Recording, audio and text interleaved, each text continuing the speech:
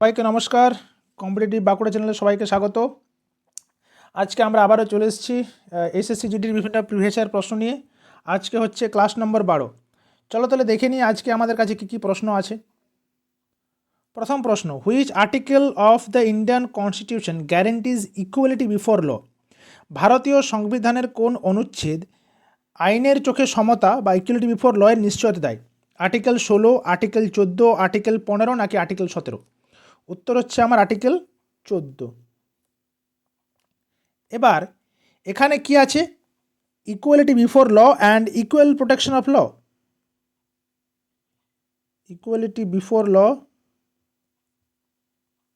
And equal protection of ল।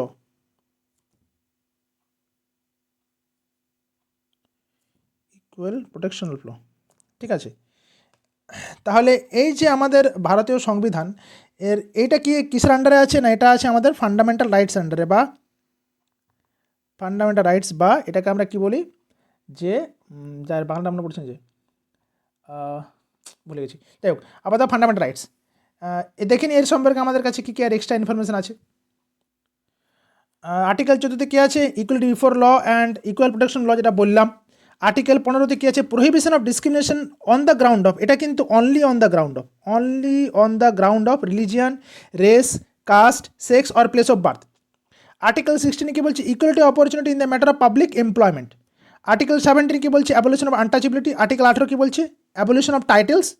এবার এই যে এগুলো আছে, এগুলো তোমার হচ্ছে ইকুয়ালিটি ল, মানে 14 থেকে 18 আমাদের যে ফান্ডামেন্টাল রাইটস, ইকুয়ালিটি যে ফান্ডামেন্টাল রাইটস, তার মধ্যে এটা কিন্তু পড়ছে 14 থেকে 18। এরপরে চলে আসি পরবর্তী প্রশ্নে। The combination of high levels of which type of fat with low HDL cholesterol or high LDL cholesterol levels can increase the risk of heart attack and stroke?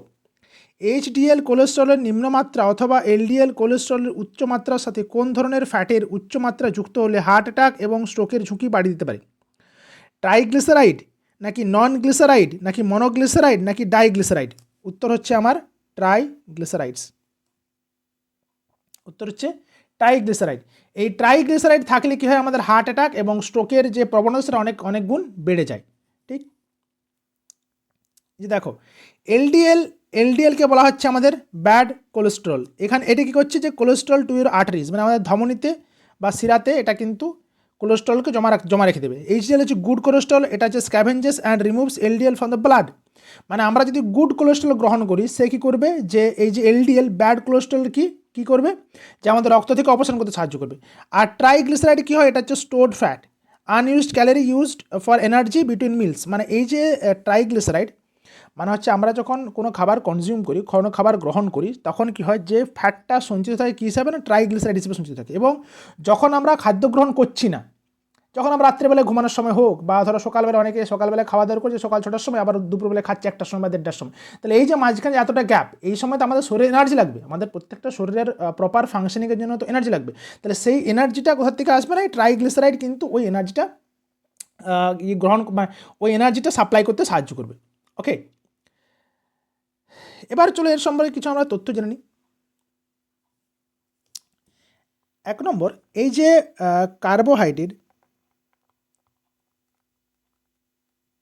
Carbohydrate plus protein plus fat, এদেরকে একসাথে কি বলা হয়? যে body building nutrients. Body building nutrients. এবার এরা কী করে? এবং এটা শরীরের মধ্যে এদেরকে বলা হয় ম্যাক্রো এলিমেন্টস, ম্যাক্রো নিউট্রিয়েন্টসও বলা হয়, ঠিক আছে। এবার আমাদের শরীরে যখন আমরা ব্যবহার করি, মানে আমাদের শরীরে যখন আমরা শরীর যখন গ্রহণ করি, তখন আমাদের এই যে কার্বোহাইড্রেট, সেটা কত পরিমাণ এনার্জি দেয়?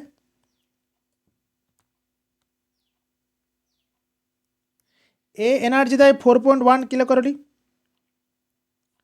ফ্যাট কত দেয়? ফ্যাট হচ্ছে 9.3 কিলো ক্যালোরি। আর প্রোটিন কত দেয়?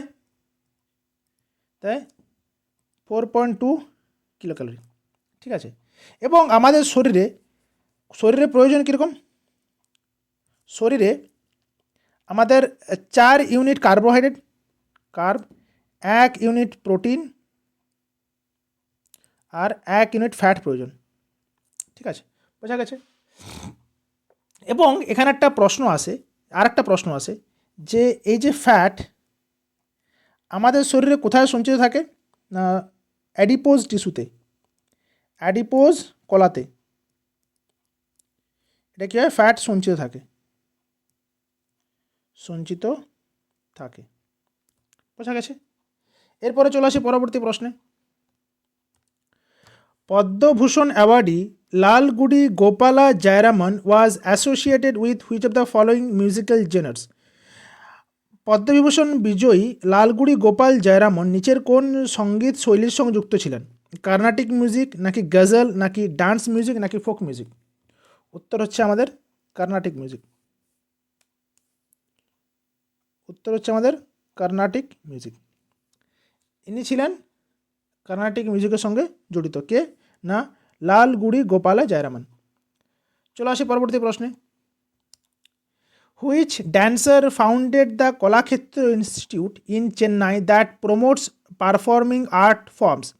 চেন্নাইয়ের কোন নৃত্যশিল্পী পারফর্মিং আর্ট বা পরিবেশনামূলক শিল্পকলার প্রসারে কলাক্ষেত্র প্রতিষ্ঠানটি প্রতিষ্ঠা করেছিলেন? হেমা মালিনী, নাকি রুক্মিণী দেবী অরুণডেল, নাকি যামিনী কৃষ্ণমূর্তি, নাকি মৃণালিনী সারাভাই? উত্তর হচ্ছে আমাদের রুক্মিণী দেবী অরুণডেল। রুক্মিণী দেবী অরুণডেল কলাক্ষেত্র ইনস্টিটিউশনটি প্রতিষ্ঠা করেছিলেন। চলো দেখে নিই এর প্রসঙ্গে আর কী কী ইনফরমেশন আছে আমাদের কাছে। প্রথম প্রশ্ন, রুক্মিণী অরুণডেল ইনি কোন ডান্সের সঙ্গে যুক্ত ছিলেন? না ভারতনাট্যম। এবং ইনি কী প্রতিষ্ঠান করেন? হচ্ছে কলাক্ষেত্র। মৃণালিনী সারাভাই ইনি ভারতনাট্যম এবং কথাকলি বোথ যুক্ত ছিলেন, ফাউন্ডেড দর্পণা একাডেমি আহমেদাবাদে। যামিনী কৃষ্ণমূর্তি ভারতনাট্যম এবং কুচিপুড়ি রাজ্যের সঙ্গে যুক্ত ছিলেন। ঠিক আছে। আর ইনি কি প্রতিষ্ঠা করেছেন? যে তিরুমালা তিরুপতি দেবস্থানম। আর হেমা মালিনী ইনি কিন্তু ভারতনাট্যম নাচের সঙ্গে যুক্ত ছিলেন। এটা কিন্তু আমাদের এসএসসি এমটিএসও পড়া প্রশ্ন। এসএসসি এমটিএসও কিন্তু এই প্রশ্নটা এসেছিল। তাহলে হেমা মালিনী কিসের সঙ্গে যুক্ত? ভারতনাট্যম। তার মানে শুধুমাত্র যে একটা প্রশ্ন করব সেই প্রশ্নের উত্তরটা জানলে কোনোদিনই হবে না, সেই প্রশ্নের প্রত্যেকটা উত্তরের সাথে তার যে অপশানগুলো আছে সেই অপশানগুলো জানাটাও আমাদের কাছে কিন্তু ভীষণই জরুরি। কারণ দেখো এই প্রশ্ন থেকে হয়তো অন্য কোনো পরীক্ষায় কোনো একটা প্রশ্ন পড়ে গেল, হতেই পারে, তাই না? এরপর চলে আসি পরবর্তী প্রশ্নে। How does flexibility of the cell membrane helps living organisms? কোষ পর্দা নমনীয়তে কীভাবে জীবন্ত প্রাণীদের সাহায্য করে? প্রোটেক্টস ফ্রম পলিউশন, দূষণ থেকে রক্ষা করে। ডিফাইন্ড স্ট্রাকচার, গঠন নির্ধারণ করে। অ্যাবজর্ব ফুড, খাদ্য শোষণ করে। নাকি অপশন 4 দীর্ঘ জীবন দান করে? উত্তর হবে কি? উত্তর হচ্ছে আমার অ্যাবজর্বস ফুড, খাদ্য শোষণ করে। এবার এই যে আমাদের এরা যে খাদ্য শোষণ করে এই কোষ পর্দা, সেই কোষ পর্দা যে খাদ্য শোষণ করার পদ্ধতি তাকে কি বলা হয়? এন্ডোসাইটোসিস। এন্ডোসাইটোসিস খাদ্য গ্রহণের পদ্ধতি, খাদ্য গ্রহণের পদ্ধতি। ঠিক আছে, চলো এর প্রসঙ্গে পরের স্লাইডে কিছু ইনফরমেশান আছে, তার আগে একটা জিনিস বলে দিই। এই যে আমাদের যে কোষপর্দা, এই কোষপর্দার গঠন কীরকম? এই যে গঠন যে মডেল সেটাকে বলা হচ্ছে fluid mosaic model. Fluid mosaic model, fluid mosaic model কে দিয়েছিলেন? না Singer and Nicolson. Singer and Nicolson কত সালে? 1972-তে। জানা হয়ে গেল আমাদের। তাহলে কী হলো, কোষপর্দার যে গঠন সেই গঠনটা কি? না ওটা হচ্ছে ফ্লুইড মোজাইক মডেলের দ্বারা আমরা গঠনটাকে ব্যাখ্যা করে থাকি। ঠিক আছে, চলো দেখে নিই এর প্রসঙ্গে আমার কাছে কী কী আর এক্সট্রা ইনফরমেশান আছে। এই যে দেখো ফ্যাগোসাইটোসিস, এই যে ফ্যাগোসাইটোসিস এবং পিনোসাইটোসিস এই দুটো কিন্তু কিসের অন্তর্গত? না এটা তোমার হচ্ছে এন্ডোসাইটোসিসের অন্তর্গত।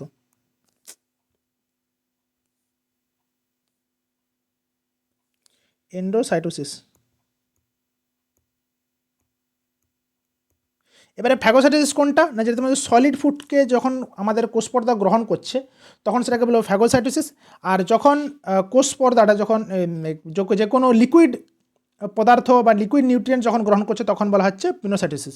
তাহলে পিনোসাইটোসিস কেন বলতে পারি? সেল ড্রিঙ্কিং, মানে সেল যখন পান করছে কোনো কিছু, তাহলে কি হলো, সলিড পার্টিকেল যখন গ্রহণ করে তাকে বলা হয় ফ্যাগোসাইটোসিস, আর যখন লিকুইড কোনো একটা কিছুকে গ্রহণ করে আমাদের কোষপর্দা তখন তাকে বলা হয় পিনোসাইটোসিস। সেল গ্রোথ কোনটা? Allowed the cell to expand without tearing the membrane, মানে ওই যে কোষপর্দা না ছিঁড়ে যদি সেলটার বৃদ্ধি হয় তখন সেটাকে বলবো সেল গ্রোথ। আর মুভমেন্ট হচ্ছে তোমার helps cells like white blood cell squeeze through narrow capillaries. ঠিক আছে, এটা হচ্ছে আমাদের কোষ পর্দার কাজ। আরেকটা জিনিস বলতে ভুলে গেলাম, সেটা হচ্ছে তোমার এক সেকেন্ড দ্বারা বলছি, এই যে পয়েন্টটা আছে না যে তোমার হচ্ছে ডিফাইন্ড স্ট্রাকচার, যেহেতু এটা তোমার হচ্ছে কোষ পর্দাটা একটা তোমার হচ্ছে কী বলে নরম বা কী বলবো, এটা সবসময় মানে আমরা যে কোনো সময় ইয়ে করতে ফ্লেক্সিবল, তার জন্য কিন্তু কোষ পর্দা ঠিক স্ট্রাকচারকে ডিফাইন করেন। এই স্ট্রাকচারকে ডিফাইন করার মেনলি কাজ হচ্ছে কোষ প্রাচীরের। কোষ প্রাচীর কিন্তু এই মেনলি এই কাজটা করে থাকে। ঠিক আছে, এরপরে চলে আসি পরবর্তী প্রশ্নে। According to Koppen climatic classification scheme which letter represent warm temperate climate, Koppen জলবায়ু শ্রেণীবিন্যাস পদ্ধতি অনুসারে কোন অক্ষরটি উষ্ণ নাতিশীতোষ্ণ জলবায়ুকে নির্দেশ করে? ডাব্লিউ নাকি সি নাকি ডি নাকি এইচ? উত্তর হচ্ছে সি। উত্তর হচ্ছে সি। এবার চলো দেখে নিই আমাদের কোপেন ক্লাইমেটিক রিজনে কী কী ক্লাইমেটিক রিজনের ভাগ আছে। দেখো, প্রথম হচ্ছে এ ডিনোট করা হয় কি tropical humid climate. Tropical humid ক্লাইমেটকে ডিনোট করা হয় এ দিয়ে, ড্রাই ক্লাইমেটকে ডিনোট করা হয় বি দিয়ে, ওয়ার্ম টেম্পারেট ল্যাটিটিউডকে বলা হয় সি দিয়ে, আবার কোল্ড স্নো ফরেস্টকে ডি দিয়ে, এবং কোল্ড ক্লাইমেটকে ই দিয়ে, এবং হাইল্যান্ডকে এইচ দিয়ে। এছাড়াও এরপরে দেখো টপিক্যাল হিউমিডের আরও তিনটে ভাগ আছে। এই তিনটে ভাগকে আবার A F A M A W দ্বারা ডিনোট করা হয়। তোমরা প্রত্যেকটা তো বলতে গেলে অনেক সময় লেগে যাবে, তোমরা একবার একটা স্ক্রিনশট নিয়ে রেখে দেবে যাতে পরবর্তীকালে ফার্দার অ্যাসিস্ট্যান্সের জন্য ব্যবহার করা যেতে পারে। ঠিক আছে, কিন্তু মেনলি এই যে A B C D E এবং এইচ, এই 5-6টা কিন্তু মুখস্থ করতে হবে। ঠিক আছে, চলে আসি পরবর্তী প্রশ্নে। Which law of thermodynamics states that energy can not be created or destroyed only transferred or converted? তাপগতিবিদ্যার কোন সূত্রটি বলে যে শক্তির সৃষ্টি বা ধ্বংস করা যায় না, কেবল স্থানান্তরিত বা রূপান্তরিত করা যায়? উত্তরে কি? উত্তর হচ্ছে আমার ফার্স্ট ল। ফার্স্ট ল কি বলছে যে energy can not be created or destroyed, তার মানে এটা হচ্ছে কনজারভেশন অফ এনার্জি। কি বলছে এটা কি বলছি আমরা? Conservation of energy. Conservation of energy, right, energy.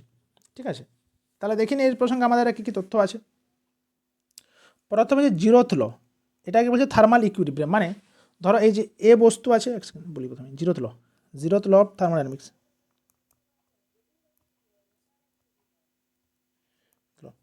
ধরো এ একটা বস্তু, আর একটা বস্তু বি, আর একটা বস্তু সি। এ সি এর সঙ্গে ইকুইলিব্রিয়াম আছে, আর বি সি এর সঙ্গে ইকুইলিব্রিয়াম আছে। যদি এ সমান সি হয় আবার বি সমান সি হয়, তাহলে কিন্তু এ এবং বিও পরস্পরের সঙ্গে ইকুইলিব্রিয়াম আছে। এটাই বলছি জিরোথ ল। এখানে এ সি এর সঙ্গে ইকুইলিব্রিয়াম আছে, বি সি এর সঙ্গে যদি ইকুইলিব্রিয়াম থাকে, মানে এও সি এর সঙ্গে ইকুইলিব্রিয়াম আবার বিও সি এর সঙ্গে ইকুইলিব্রিয়াম, তাহলে কিন্তু এও বি এর সঙ্গে ইকুইলিব্রিয়াম থাকবে। এটাই বলছে জিরোথ ল। বোঝা গেছে? আর ফার্স্ট ল কি বলছে যে conservation of energy can not be created or destroyed. ঠিক। সেকেন্ড ল কি বলছে, এখানে তোমার এন্ট্রপি মানে তোমার হচ্ছে ডিসঅর্ডার বা কেওস। ডিসঅর্ডার বা কেওস, এটা কি বলছে, এটা হচ্ছে তোমার, এটাই হচ্ছে ডিসঅর্ডার বা কেওসের যেটা আমাদের থার্মোডাইনামিক্যাল ভ্যালু, সেটা হচ্ছে এন্ট্রপি। এখানে কি বলছে, total entropy of a system always increase, মানে সবসময় কী করছে, ডিসঅর্ডারটা বাড়ছে আস্তে আস্তে। থার্ড ল কি বলছে, absolute zero temperature, entropy reaches a constant minimum as temperature reaches absolute zero. Absolute জিরোতে যখন টেম্পারেচার চলে যাবে, তখন কি হবে যে এই যে এন্ট্রপির মানটা কনস্ট্যান্ট মিনিমাম, মানে একদম লোয়েস্ট অপশানে, মানে লোয়েস্ট ইয়েতে চলে যাবে, লোয়েস্ট পয়েন্টে। মানে যখনই আবার অ্যাবসলিউট জিরো মানে -193 ডিগ্রি সেলসিয়াস, 193 ডিগ্রি সেলসিয়াসের ক্ষেত্রে যখন আমরা পৌঁছাবো, তখন কিন্তু এটা ইয়েতে পৌঁছে যাবে, তখন তার এন্ট্রপিটাও হবে মিনিমাম। চলে আসি পরবর্তী প্রশ্নে। Which of the following subjects come under concurrent list? Fisheries, currency, newspaper নাকি গ্যাম্বলিং? নিচের কোন বিষয়টি যুগ্ম তালিকার অন্তর্গত? মৎস্য চাষ, মুদ্রা, সংবাদপত্র নাকি জুয়া? অ্যান্সারটা হবে নিউজ পেপার বা সংবাদপত্র। এবার এই যে আমাদের এই যে কী বলছি, সাবজেক্ট কেম আন্ডার কনকারেন্ট লিস্ট, তাহলে কনকারেন্ট লিস্টের সঙ্গে কী কী থাকে আরও, মানে এর সাথে আমাদের union list, union list, state list, আর একটা তোর কনকারেন্ট লিস্ট। মানে এখানে কি হচ্ছে, এটা হচ্ছে সেপারেশন অফ পাওয়ার, রাইট?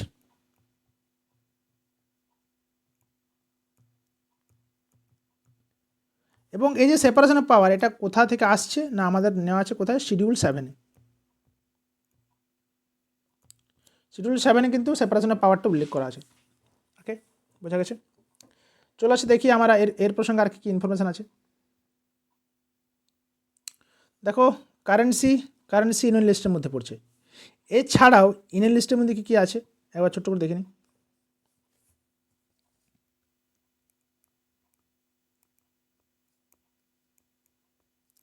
সেটার মধ্যে কী কী আছে আরও?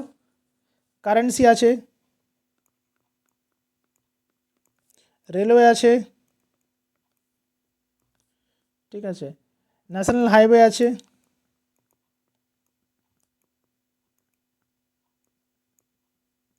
অ্যাটমিক এনার্জি আছে। এগুলো সব কিসের আন্ডারে আছে? ইউনিয়ন লিস্টের আন্ডারে আছে। স্টেট লিস্টের আন্ডারে কী কী আছে? ফিশারিজ আছে, গ্যাম্বলিং আছে, পুলিশ আছে, এগ্রিকালচার আছে, ঠিক আছে। আর কনকারেন্ট লিস্টের আন্ডারে কী কী আছে?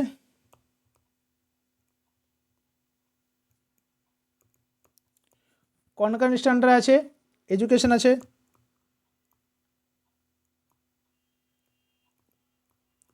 নিউজ পেপার আছে, প্রেস আছে, আর ফরেস্ট আছে, এটসেট্রা, ঠিক আছে। তাহলে এটা গেল স্টেট লিস্ট, এই ইউনিয়ন লিস্ট, স্টেট লিস্ট এবং কনকারেন্ট লিস্টে মোটামুটিভাবে কী কী সাবজেক্ট আছে আমরা কিছু কিছু সাবজেক্টের সময় জেনে নিলাম। এই দেখো ফিশারিজ, এটা state list, gambling state list, newspaper concurrent list. এরপরে চলে আসি পরবর্তী প্রশ্নে। Which of the statement is also known as government budget?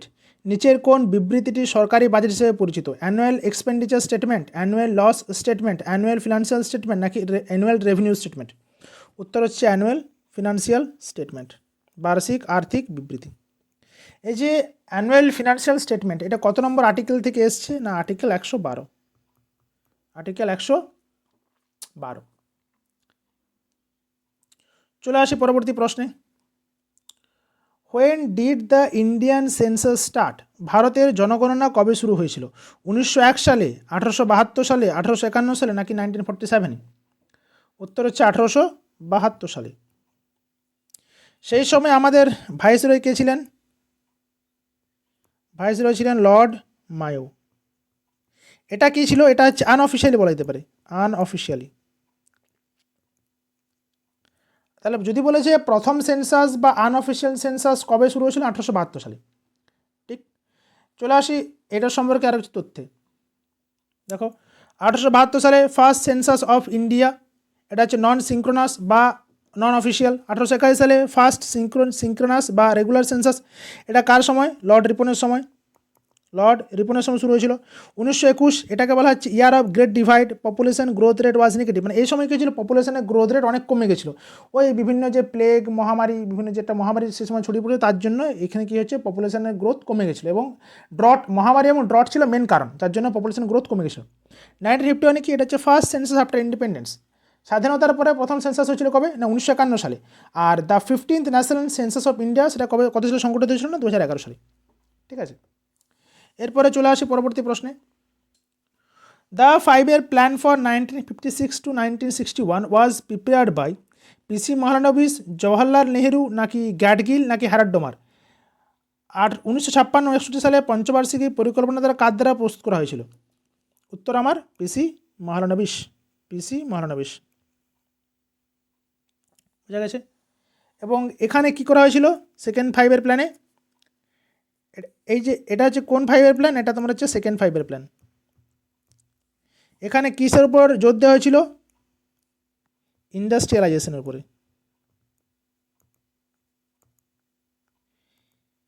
ইন্ডাস্ট্রিয়ালাইজেশনের উপরে কিন্তু এখানে জোর দেওয়া হয়েছিল। হেভি ইন্ডাস্ট্রি, যে দুর্গাপুর, ভিলাই আর রাউরকেল্লা, কেল্লাতে কী হয়েছিল, আমাদের স্টিল ইন্ডাস্ট্রি স্থাপন করা হয়েছিল। স্টিল ইন্ডাস্ট্রি স্থাপন করা হয়েছিল এখানে। ঠিক আছে, চলে আসি পরবর্তী প্রশ্নে। Which of the following constitutional amendment acts added the fundamental duties in the Indian constitution? নিচের কোন সাংবিধানিক সংশোধনী আইনের মাধ্যমে ভারতীয় সংবিধানে মৌলিক কর্তব্য যুক্ত করা হয়েছিল? 42nd amendment act, 44th amendment act, 52nd amendment act নাকি 46th অ্যামেন্ডমেন্ট অ্যাক্ট? উত্তর হচ্ছে আমার 42nd অ্যামেন্ডমেন্ট অ্যাক্ট।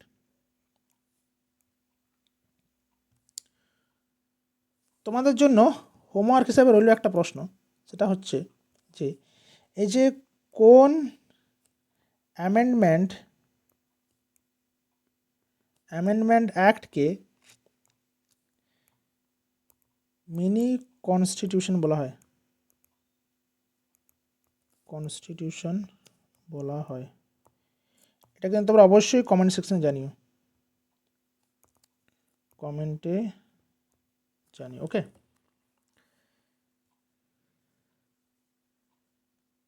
দেখিনি এই প্রসঙ্গে আমাদের আর কি ইনফরমেশন আছে। 42nd অ্যামেন্ডমেন্ট অ্যাক্ট, এখানে কী হয়েছিল, অ্যাডেড ফান্ডামেন্টাল ডিউটিস এবং সোশ্যালিস্ট, সেকুলার এবং ইন্টিগ্রিটি প্রিএমবেলে যোগ করা হয়েছিল। 44th অ্যামেন্ডমেন্ট অ্যাক্ট 1978, এখানে কী হয়েছিল, রাইট টু প্রপার্টিকে রিমুভ করে দেওয়া হয়েছিল ফ্রম ফান্ডামেন্টাল রাইটস, আর কারেক্টেড এমার্জেন্সি এরা এক্সেসেস, মানে এখানে কী করা হয়েছিল, তোমার হচ্ছে ওই ইন্টারনাল ডিস্টারবেন্সটা সেটাকে বদলে আর্মড রেবেলিয়ানের কথা বলা হয়েছিল। 52nd অ্যামেন্ডমেন্ট অ্যাক্ট 1885, এটা তোমার হচ্ছে অ্যান্টি ডিফেকশন ল 10 শিডিউল যুক্ত করা হয়েছিল। আর 86th অ্যামেন্ডমেন্ট অ্যাক্ট 2002, এটা কী করা হয়েছিল, added 11th fundamental duty and made education a fundamental rights, article 21 এর মধ্যে যুক্ত করা হয়েছিল। ঠিক আছে, চলে আসি পরবর্তী প্রশ্নে। Which of the following organisations was started by Pandit Ramabai Saraswati in 1882? 1882 সালে পণ্ডিত রামাবাই সরস্বতী নিচের কোন সংগঠনটি গঠন করেন? উইমেন্স ইন্ডিয়ান অ্যাসোসিয়েশন, নাকি তত্ত্ববোধিনী সভা, নাকি আর্য মহিলা সমাজ, নাকি মহিলা আত্মরক্ষা সমিতি? উত্তর হচ্ছে আমার আর্য মহিলা সমাজ। ইনি প্রতিষ্ঠা করেছিলেন আর্য মহিলা সমাজ। ওকে, 1882 সালে। দেখি এই প্রসঙ্গে আমাদের আর কী কী এক্সট্রা ইনফরমেশন আছে। আর্য মহিলা সমাজ, পণ্ডিত রামাবাই 1882 সাল, এটা তোমার হচ্ছে উইমেন্স এডুকেশন অ্যান্ড এম্পাওয়ারমেন্ট। তত্ত্বাবধানী সভা দেবেন্দ্রনাথ ঠাকুর 1839 সালে প্রতিষ্ঠা করা হয়েছিল, এবং এখানে কী হয়েছিল, বেদান্তিক রেশনালিজম অ্যান্ড ব্রাহ্মধর্মকে আরও প্রমোট করা হয়েছিল। উইমেন্স ইন্ডিয়ান অ্যাসোসিয়েশন অ্যানিবেশন প্রতিষ্ঠা করেছেন কত সালে, 1917 সালে। এটা হচ্ছে social and political rights for women, মানে উইমেনদের যদি সোশ্যাল এবং পলিটিক্যাল রাইটস দেওয়া হয় সেটার জন্য এটা এই সংস্থাটা ফাইট করতো। আর মহিলা আত্মরক্ষা সমিতি, এটা তোমার হচ্ছে 1942-তে প্রতিষ্ঠা করা হয়েছিল। বোঝা গেছে, চলে আসি পরবর্তী প্রশ্নে। Which of the following periods does the iron age in India encompass? ভারতের লৌহযুগ নিচের কোন সময়কালকে অন্তর্ভুক্ত করে? 1500 থেকে 200, 200 থেকে 400, 500 থেকে 300, নাকি 1000 থেকে 100? উত্তর হচ্ছে আমাদের 1500 থেকে 200। এবার এটা কোন সময়, মোটামুটি আমাদের বৈদিক এজ, এবং এই যে বৈদিক এজে আয়রনকে কী বলা হতো? আয়রনকে বলা হতো কৃষ্ণ আয়স। কৃষ্ণায়স ইন বৈদিক টেক্সট, আয়রন কালার। এবং এই কৃষ্ণ আয়স বা আয়রনের সাহায্যে কিন্তু ধীরে ধীরে আমাদের সিন্ধু সভ্যতা বা সিন্ধু রিজিয়ন অঞ্চল থেকে ধীরে ধীরে এটা ট্রান্সফার হয় পুরো সভ্যতাটা কোথায় না, গাঙ্গেয় সমভূমি অঞ্চলে। ঠিক আছে, চলে আসি পরবর্তী প্রশ্নে। What is a good indicator of economic growth? অর্থনৈতিক প্রবৃদ্ধির একটি সঠিক সূচক কোনটি? গ্রস ডোমেস্টিক প্রোডাক্ট, নাকি ফরেন ইনভেস্টমেন্ট, নাকি ন্যাশনাল কনজামশন, নাকি ন্যাশনাল ইনকাম? উত্তর হচ্ছে আমার গ্রস ডোমেস্টিক প্রোডাক্ট, জিডিপি।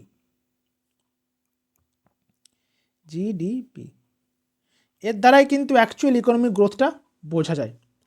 আমাদের ন্যাশনাল ইনকাম এটা কী দ্বারা মেজার করা, এটা 3 রকম পদ্ধতি আছে। ঠিক আছে, প্রোডাক্ট মেথড, কনজামশন মেথড এবং ভ্যালুয়েটেড মেথড। তাহলে 3 নম্বরের মধ্যে আমাদের একটা হয়, সেটা হচ্ছে এনএনপি অ্যাট ফ্যাক্টর কস্ট।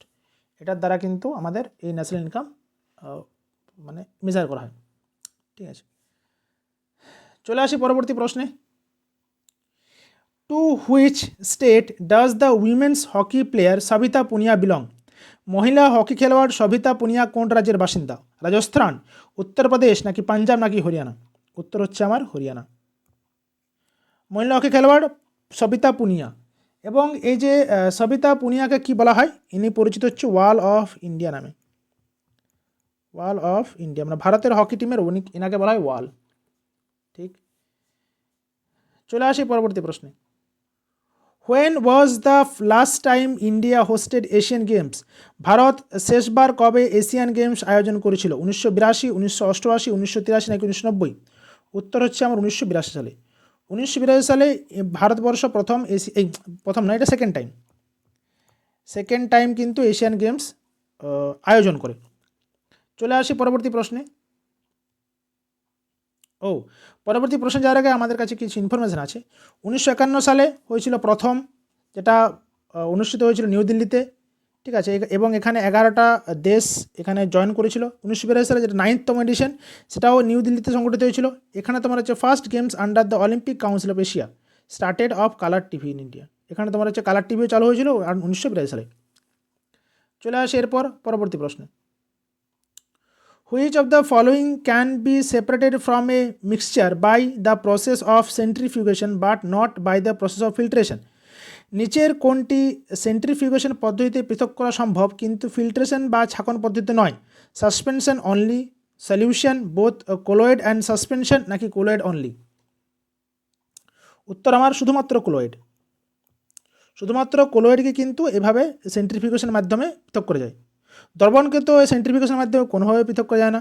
সাসপেনশনকে করতে গেলে কিন্তু আচ্ছা, সাসপেনশনকে কিন্তু ফিল্ট্রেশন পদ্ধতিতেও সংযুক্ত করা যায়।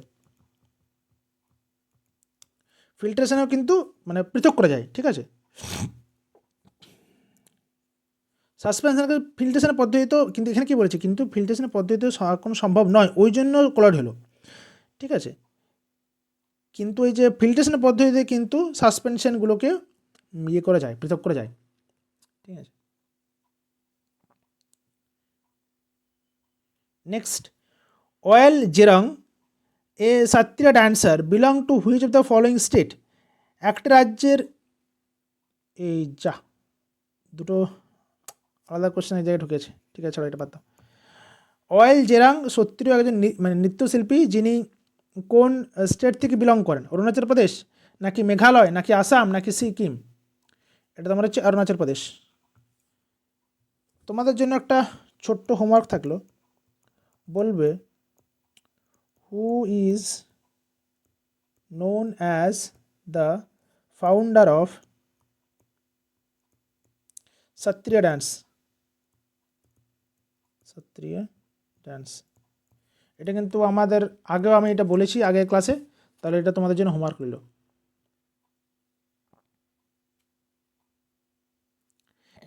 The Indian association founded in 1876 was established by? 1876 সালে প্রতিষ্ঠিত ইন্ডিয়ান অ্যাসোসিয়েশন কার দ্বারা স্থাপিত হয়েছিল? সুরেন্দ্রনাথ ব্যানার্জি এবং আনন্দমোহন বসু, মহাত্মা গান্ধী এবং জওহরলাল নেহেরু, বাল গঙ্গাধর তিলক এবং বিপিনচন্দ্র পাল, নাকি লালা লাজপত রায় এবং চন্দ্রচন্দ্র দাস? উত্তর আমার সুরেন্দ্রনাথ বন্দ্যোপাধ্যায় এবং আনন্দমোহন বসু, 1876 সালে। এবং এটাই ছিল সেই সময় দাঁড়িয়ে কিন্তু সবচেয়ে বড় সংগঠন সেই সময়কার। তারপরে 1885 সালে যখন কংগ্রেসের প্রতিষ্ঠা হলো, 1886 সালে কী করলেন সুরেন্দ্রনাথ ব্যানার্জি এবং তার সম্পূর্ণ যে দলটা, এই যে আমাদের ইন্ডিয়ান অ্যাসোসিয়েশন, এরা কী করলো, কংগ্রেসের সঙ্গে মার্জ হয়ে গেল, মার্জ উইথ কংগ্রেসের সাথে কিন্তু মার্জ হয়ে গেল। ঠিক আছে, দেখিনি এই প্রসঙ্গে আমাদের কী তথ্য আছে।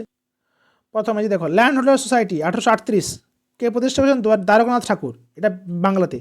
ইস্ট ইন্ডিয়া অ্যাসোসিয়েশন 1886 দাদাভাই নৌরজি, কোথায় প্রতিষ্ঠা করেছেন? লন্ডনে।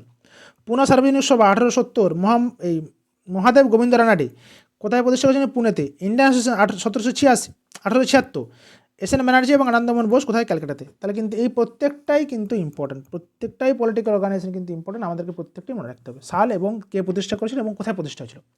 ঠিক আছে। চলে আসি পরবর্তী প্রশ্নে।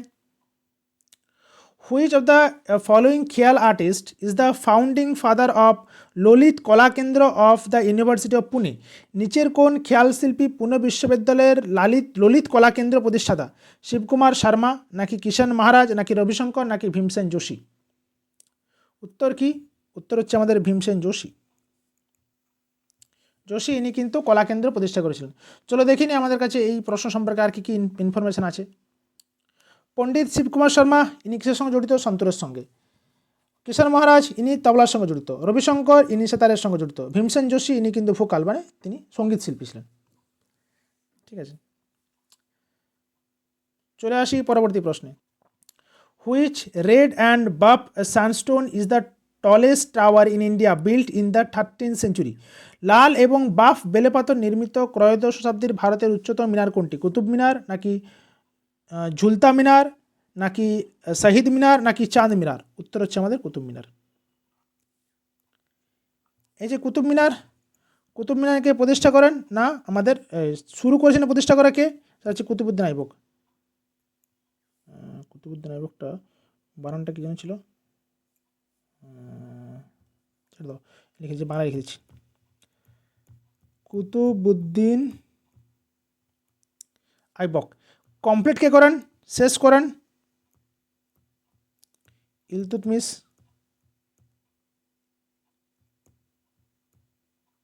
ইলতুৎমিশ। আর ফিফথ স্টোরেড 5 তালাকে নির্মাণ করেন, এটা নির্মাণ করেন ফিরোজ শাহ তুগলক। ফিরোজ শাহ তুগলক। ঠিক আছে, দেখি এই প্রসঙ্গে আমাদের আর কি কি ইনফরমেশন আছে। প্রথমে হচ্ছে ঝুন্টা মিনার, এটা কোথায় অবস্থিত? আহমেদাবাদ। শহীদ মিনার এটা কলকাতায় অবস্থিত। চাঁদ মিনার এটা অবস্থিত দৌলতাবাদে। ঠিক আছে, চলে আসি পরবর্তী প্রশ্নে। Which part of a flower develops into seed? ফুলের কোন অংশটি বীজে রূপান্তরিত হয়? পিস্টিল, পেটাল, ওভিউল, নাকি স্টেমেন? গর্ভকেশর, পাপড়ি, ডিম্বক, নাকি পুংকেশর? উত্তর হচ্ছে ওভিউল বা ডিম্বক। দেখেন এই প্রসঙ্গে কী তথ্য আছে আমাদের কাছে। দেখো ওভিউল কী করছে? Develop into seed.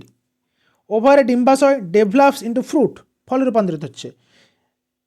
ইন্টিগুমেন্টস, ডিম্বক ত্বক, এটা তোমার হচ্ছে কী করছে? বীজের ত্বক গঠন করে, become the seed coat. Zygote হচ্ছে ডেভেলপ ইন্টু এমব্রায়ো, ভ্রূণে পরিণত হয়। স্টিগমা, স্টাইল, স্টিমেন্টস এরা কিন্তু usually wither and fall up, সাধারণত শুকিয়ে পড়ে ঝরে যায়। পেটেল অ্যান্ড স্টিপল এটা জেনারেলি এরাও কিন্তু মানে ঝরে পড়ে যখনই ফলটা মানে ফলটা যখনই তৈরি হয়ে গেলো বা ফল তৈরি হওয়ার আগে কিছু আগেই কিন্তু পেটালস এবং স্টেপেল, পাপড়ি এবং বৃত্তি, যে স্টিগমা, স্টাইল, স্টিমেন্টস, গর্ভমুণ্ড, গর্ভদণ্ড, পুংকেশর সমস্ত কিছু কিন্তু ঝরে পড়ে যায়। ঠিক আছে, চলে আসি পরবর্তী প্রশ্নে। In which of the following years did India not win an Olympic gold medal in hockey? নিচের কোন সালে ভারত অলিম্পিক হকিতে স্বর্ণপদক জেতেনি? 1960, 1956, 1952 নাকি 1948? উত্তর হচ্ছে 1960 সালে। 1960 সালে।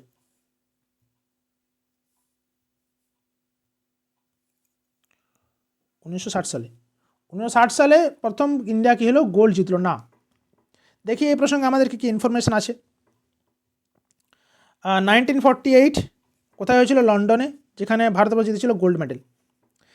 1952 হেলসিঙ্কিতে, এখানেও গোল্ড। 1986 মেলবোর্ন, এখানেও গোল্ড। 1960 রোম, এখানে কিন্তু সিলভার পেয়ে গেছিলো। তাহলে পরপর কনজিকিউটিভলি গোল্ড পাওয়ার পর হঠাৎ করে সিলভার পেয়ে গেল আমাদের ভারতবর্ষের হকি টিম। তাহলে আজকের 25টা প্রশ্ন এখানে শেষ হলো। পরের দিন আবার আমরা চলে আসবো সেট নাম্বার 13 নিয়ে, আরও 25টা প্রশ্ন নিয়ে।